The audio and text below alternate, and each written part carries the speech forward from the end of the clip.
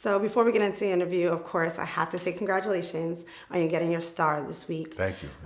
That was just beautiful. I was able to watch Carrie and her speech, and you had Idris. Yeah. Where were you when you first found out, and who was your first call to?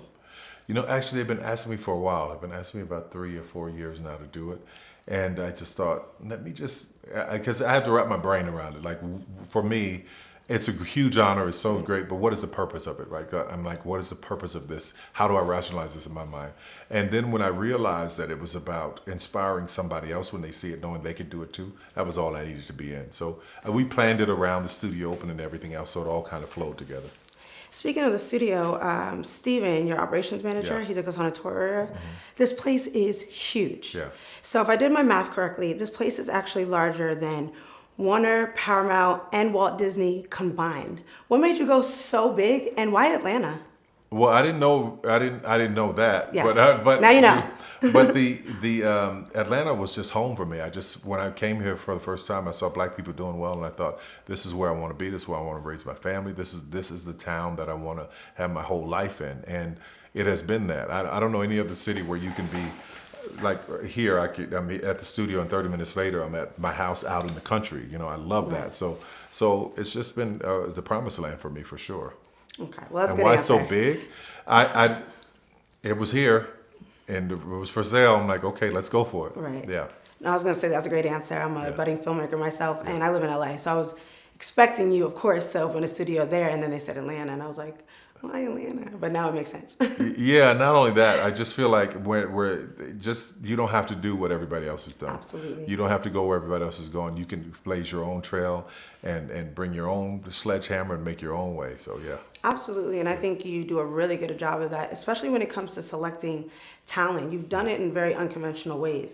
I know Blame It on Quay, of course, you found on Instagram. Yeah. And Angela Rigsby said you found her in a Barnes and Nobles. Yeah, yeah. Now, that unconventional way of allowing new people into Hollywood, is that intentional or just happenstance? I don't know if it's deliberate as much as I'm just looking for talent. I go and all the traditional ways of finding talent. You know, you go and you audition and you have to go through your agent. You know, that's great. But in this new world of social media, you can find people anywhere. And walking in and seeing one of my guys walking in and seeing Angela, this beautiful girl who's so full of light. I thought, oh no, we got to figure out something to do with her for sure. Absolutely. Yeah. Speaking of talent, I was told that you sometimes shoot up to 90 pages a day. Hollywood isn't even doing a fraction of that. You've got to tell us, what's your secret?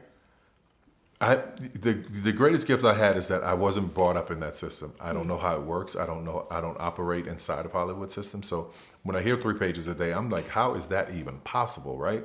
Then I go on other people's movie set and I go, oh, okay. But for me, I don't have to call the studio for an answer. I don't have to call upstairs to a manager to give me an answer on the line. I don't have to call for somebody else to do wardrobe. I'm making all those decisions. So right there, you just cut out 5 hours out of the day. So, yeah. Absolutely. Now, of course, you speak to Black narratives. That's a given. But you also lean very heavily on women's perspective. Yeah. Why is that?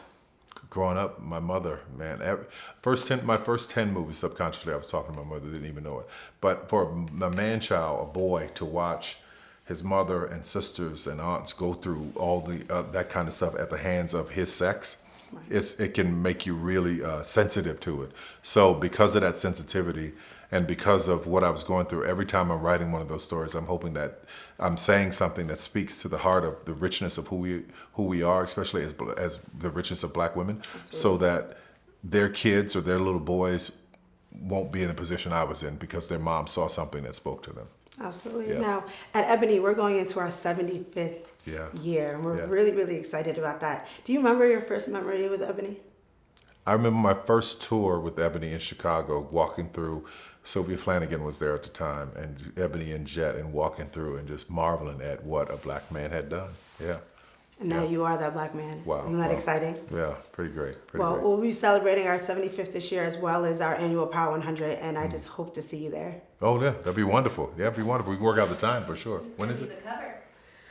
Okay, so it wasn't official yet, so I didn't quite want to say that. I was just, Okay. I didn't want to spill the beans, but yes, I know that is in talk. So we're looking forward to having you, and thank you. Okay, Yes. thank you. Pleasure.